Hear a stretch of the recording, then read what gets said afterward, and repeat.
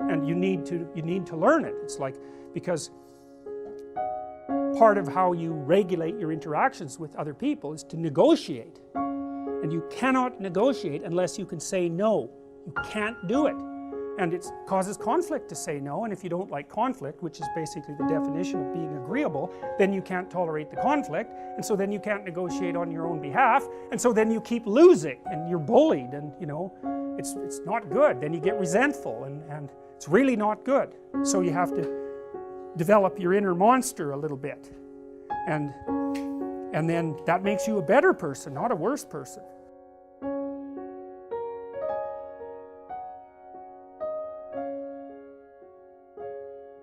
That's why a dragon hoards gold. It's like, what's up with that?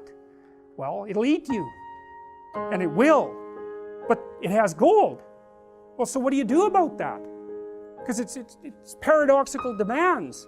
Well, what you want to do is face the dragon and get the damn gold. That's what you want to do. Well, you have to be a paradoxical being even to do that. So, you know, in The Hobbit, for example, when, what's his name? Frodo, right? It's not, or it's Bilbo. It's Bilbo in The Hobbit. You know, he's kind of this little underdeveloped, overprotected shire dweller, and he's called on a great adventure to go and find the dragon, and he has to become a thief in order to manage it. Well, that's pretty weird, you know. It's like, well, it's because as a good citizen he's just not enough to conquer a dragon. He has to also become a bad citizen in some sense. He has to incorporate the part of himself that's monstrous, let's say, and develop that and hone it. And that's to say that, well, if you're harmless, you're not virtuous. You're just harmless. You're like a rabbit. A rabbit isn't virtuous. It just can't do anything except get eaten. It's not virtuous. If you're a monster and you don't act monstrously, then you're virtuous. But you also have to be a monster. Well, you see this all the time. Harry Potter's like that too. It's like he's flawed, he's hurt, he's got evil in him. He can talk to snakes, man. He breaks rules all the time. All the time. He's not obedient at all. But you know, he has a good reason for breaking the rules. And if he couldn't break the rules, him and his little clique of rule-breaking, you know, troublemakers, if they didn't break the rules, they wouldn't attain the highest goal. So it's very peculiar, but it's a very, very common mythological notion. You know, the hero has to be a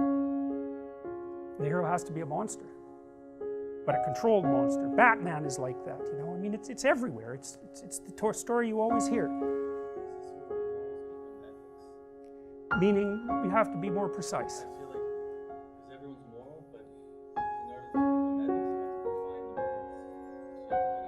Well, that's a good question, you know, because one question is, you know, you're kind of implicitly moral insofar as you're socialized, but that's sort of procedural. It's just built into you. This is different. This is also becoming conscious of it and expanding out your personality into dimensions that it wouldn't normally occupy. So this happens to people all the time. So, for example, lots of my clients, my clinical clients, are too agreeable, and they're generally women, because women are more agreeable than men, but not always, because I've had agreeable men as clients as well. And what happens is they're resentful, and they don't know how to stand up for themselves, and it's because they're very compassionate by nature. And so if you're entering into a negotiation with them, they'll let you win. Well, that's not so good, because you know, you need to win too, especially if you're in an organization of adults where there's a struggle, right? When you have kids, you can let them win, especially infants. Like, you have to let them win, and that's partly why compassion is so necessary. But as a basis for negotiation between adults, it's like, sorry, it's insufficient. You have to be a bit of a monster so that you can say no. And so a lot of what you do in psychotherapy is treat people's anxiety and depression. That's a huge chunk of it. Help them straighten out the way they think. That's a huge chunk of it. But another chunk of it is, well, let's toughen you up, you know, let's put you in a position where you can bargain. Let's teach you how to assert yourself and stand up for yourself, and that's assertiveness training, and it's a huge chunk of psychotherapy. And you need to learn it. It's like, because part of how you regulate your interactions with other people is to negotiate. And you cannot negotiate unless you can say no. You can't do it. And it causes conflict to say no, and if you don't like conflict, which is basically the definition of being agreeable, then you can't tolerate the conflict, and so then you can't negotiate on your own behalf, and so then you keep losing, and you're bullied, and you know, it's not good. Then you get resentful, and it's really not good.